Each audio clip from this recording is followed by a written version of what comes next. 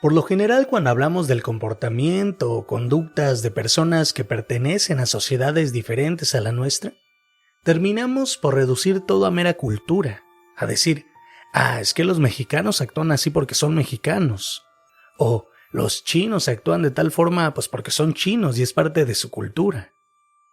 Pero muy pocas veces intentamos emplearnos a fondo para encontrar la razón por la que una cultura es completamente diferente a otra, incluso aún siendo vecinas.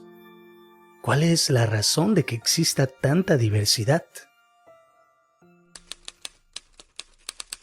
Para poder ejemplificar mejor este tema, situémonos en la costa del Pacífico Norte de América, en toda el área que se extiende desde California hasta Alaska. Esta área fue habitada por una gran cantidad de poblaciones dedicadas a la caza y a la recolección. Contrario a las ideas que tenemos sobre el mundo preagrícola, con bandas nómadas de cazadores-recolectores, ese periodo de la historia estuvo marcado por aldeas y ciudades sedentarias, con sus propios rituales, artesanías y arquitecturas. Desgraciadamente, toda esta diversidad cultural se vio opacada al intentar meter en un mismo saco a todas las poblaciones y decir que simplemente eran cazadores-recolectores complejos. Una tontería que equivale a decir que un ejecutivo petrolero y un poeta egipcio medieval son ambos agricultores complejos porque comían mucho trigo. Colocarles esta etiqueta para hacer evidente su desarrollo con respecto a otras poblaciones que no pudieron crear entramados sociales complejos, pero también para hacer visible que no fueron lo suficientemente desarrolladas como para sobrepasar el umbral preagrícola, en otras palabras, catalogarlas como sociedades que se quedaron rezagadas en una carrera evolutiva que apuntaba inexorablemente hacia la domesticación de las semillas, es reducir todo a un falso juicio analítico.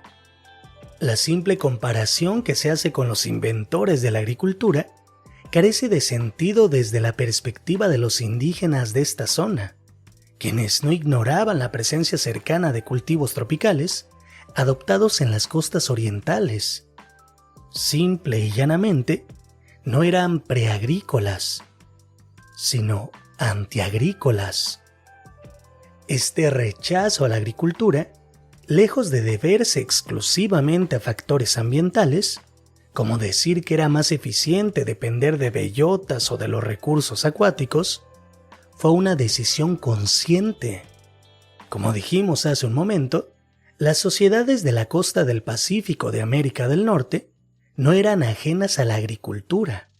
De hecho, sí llegaron a cultivar plantas como el tabaco, el trébol blanco o el algodoncillo, mismos que se destinaban a fines rituales o para ser consumidos en fiestas especiales. Pero aún con ello, rechazaban la idea de plantar alimentos de uso cotidiano o tratar los cultivos como productos básicos. Para entender de dónde surge la idea de no adoptar la agricultura, tenemos que ir derribando presupuestos tales como percibir a estos pueblos primitivos, entre comillas, como comunidades minúsculas aisladas unas de las otras, y adentrarnos en temas más complejos como las áreas culturales, zonas que se caracterizaban por tener sus propias costumbres, vestimentas, cocina e incluso historias sobre el origen del universo. Como sostenía el antropólogo Marcel Mauss en sus ensayos al respecto, la gente de épocas pasadas parece haber viajado mucho más de lo que hoy lo hacemos, y es por ello que tenían conocimiento de lo que acontecía en poblaciones vecinas, estando así al corriente de las costumbres, las artes y las tecnologías extranjeras. Pero el conocimiento de ellas y su eficiencia no implicaba necesariamente su adopción por parte de otras poblaciones. Por ejemplo, los athabascanos de Alaska, a pesar de conocer los kayaks inuits y de saber que eran más adecuados para su entorno, se negaron rotundamente a adoptarlos. Y los inuit, por su parte, rechazaban usar las raquetas de nieve de los athabascanos. Mauss decía que esa negación era precisamente como las culturas se definían, Las sociedades viven tomando prestado de las demás, pero se definen más por el rechazo que por el préstamo, convirtiéndolas así en estructuras de rechazo. Pero este rechazo no surge de manera instintiva, sino que es un proceso que implica la reflexión sobre lo que significaría la adopción y qué podría decir ésta sobre el tipo de personas que ellos mismos consideraban ser, lo que ellos creían que significaba ser una persona. Como alcanzamos a percibir, estas áreas culturales se formaron por cuestiones políticas y plantean la posibilidad de que adoptar o no la agricultura no fuera simplemente un tema de determinismo ecológico, con un cálculo de ventajas calóricas o cuestiones de gusto, como plantean teorías como las del recolector óptimo, sino que también se trataba de valores sobre lo que los seres humanos son, cómo se consideran a sí mismos y cómo deberían relacionarse adecuadamente entre sí. Pero no nos quedemos simplemente en la agricultura. Dentro de esta misma zona en la costa del Pacífico de América del Norte, se crearon dos grandes áreas culturales con rasgos tan diferentes la una de la otra: California y la costa noroeste. Esta última comprende desde el sur de Alaska hasta Oregón. Ambas zonas mantenían comunidades con densas poblaciones, pero la forma en la que configuraban sus relaciones sociales, así como sus medios de subsistencia, fueron muy diferentes y, por supuesto, sorprendentes si se las analiza de cerca. Los habitantes de la costa noroeste, por ejemplo, dependían en gran medida de la pesca, así como de animales marinos, plantas terrestres y recursos cinegéticos. Además de que estos grupos dividían su año entre aldeas costeras de invierno muy grandes y en primavera y verano, unidades sociales más pequeñas que se centraban de manera más pragmática en la provisión de alimentos. Por su parte, las sociedades aborígenes de California, al ocupar uno de los hábitats más diversos, aprovecharon la gran variedad de recursos terrestres que gestionaban mediante técnicas de quema, desbroce y poda. La mayoría de los californianos eran buenos pescadores y cazadores, pero muchos de ellos también dependían de cultivos arbóreos como alimento básico. Ambas poblaciones eran tan industriosas y se esperaba en ambos casos que los que acumulaban riqueza regalaran gran parte de ella. Sin embargo, el etos subyacente de todo esto era muy diferente. Mientras los californianos eran modestos, los jefes de la costa noroeste tendían a ser jactanciosos y vanidosos. Mientras estos últimos tenían el potlatch, donde los aristócratas hacían muestra de su grandeza a través del despilfarro, los pueblos californianos promulgaban valores ascéticos, con comidas insípidas y espartanas, decoraciones sencillas, bailes modestos y restringidos, y la redistribución de los recursos se hacía como muestra de solidaridad. Es muy difícil imaginar la existencia de diferencias culturales tan llamativas en poblaciones vecinas, pero es aquí donde entra en juego la sismogénesis.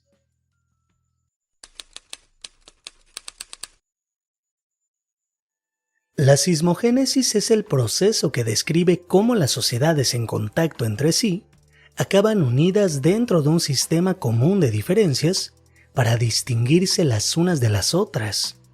Quizá el caso más famoso de esto sea el de Atenas y Esparta. Estas diferencias entre las zonas culturales de California y la costa noroeste se mostraban más marcadas en instituciones tales como la esclavitud, pues mientras en las sociedades del noroeste parecía muy común la condición de esclavos, en los pueblos californianos era todo lo contrario. Pero hay que aclarar que en las sociedades amerindias, las características de la esclavitud eran muy diferentes a lo que podríamos encontrar, por ejemplo, en Grecia o Roma.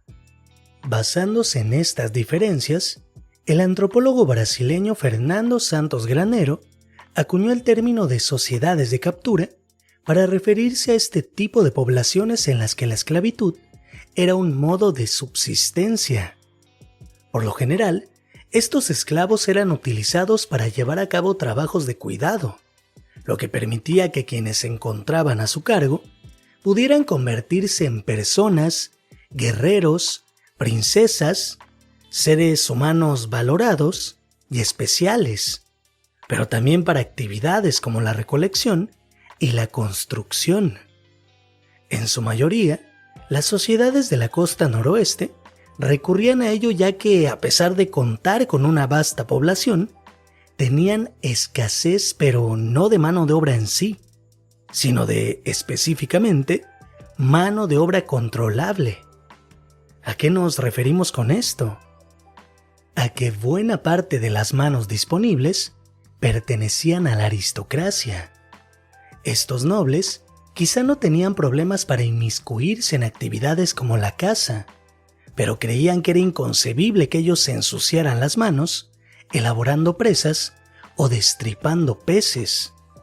Por tal, creían que los plebeyos de sus pueblos deberían ser quienes fungieran como sus esclavos, solo que los plebeyos no pensaban de la misma forma.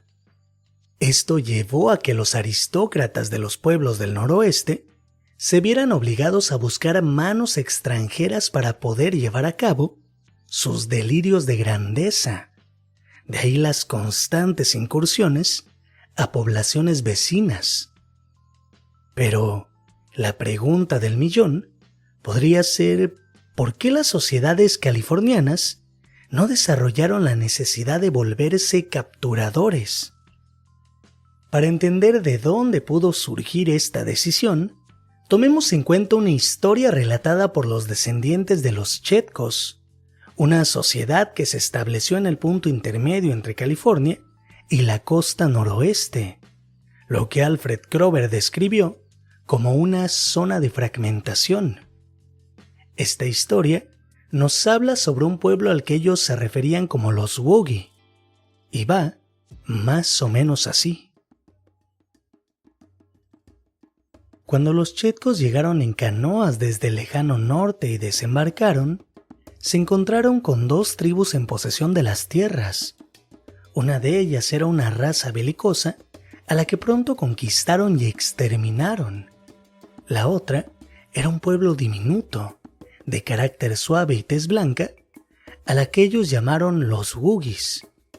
Eran hábiles en la fabricación de cestas, túnicas y canoas, y tenían métodos de captura y caza que hasta el momento eran desconocidos para los invasores. Al negarse a luchar, los Woogies se convirtieron en esclavos y se les mantuvo trabajando para proporcionar comida, refugio y artículos de uso cotidiano para los Chetkos, quienes rápidamente engordaron y se volvieron perezosos. Sin embargo, una noche después de un festín, los Woogies hicieron las maletas y huyeron, y nunca más se les volvió a ver. Cuando aparecieron los primeros colonizadores con sus pieles blancas, los Chetkos supusieron que eran los Woogies que habían regresado, pero pronto descubrieron su error. Esta historia con tintes éticos claramente pudo servir como advertencia a quienes pudieran tener la tentación de convertir a otros en esclavos o de adquirir riqueza y ocio a través de las incursiones. Pero lo que más nos interesa del relato es de dónde proviene, de una zona donde convergían las poblaciones de California y de la costa noroeste. De hecho, si hurgamos un poco más en las leyendas de los pueblos de California, encontramos algunas similitudes con personajes que condenaban la esclavitud y enaltecían el trabajo duro. La importancia de observar estos relatos es que nos permiten apreciar la forma en cómo los californianos veían a sus vecinos del norte, como seres belicosos, dispuestos a una vida de lujo basada en el sometimiento de otras poblaciones, y que reconocían que esta explotación podía ser posible en sus propias sociedades, pero en lugar de adoptarla, la rechazaron de forma tajante, ya que acoger la esclavitud significaría socavar valores sociales que ellos consideraban importantes. Es decir, el rechazo a la esclavitud, así como a cualquier otro tipo de costumbre, arte o tecnología, tiene grandes dimensiones éticas y políticas. Responde a ideas sobre cómo un grupo de individuos cree que debería ser el ordenamiento adecuado de toda una sociedad. Las cuestiones que analizamos de manera breve a lo largo de este video nos ayuda a esclarecer cómo es que se crean las diferencias culturales que nosotros damos por sentadas en muchas ocasiones, y hace ver que cuestiones como que en China se utilicen palillos para comer casi todo tipo de platillos, y que en Tailandia, a pesar de estar a tan poca distancia, no sea así, pueda adjudicarse algo más que una cuestión de costumbres, sino que respondería a lo que cada cultura cree que debe ser un chino o un tailandés. En resumen, un rasgo identitario asociado a valores específicos.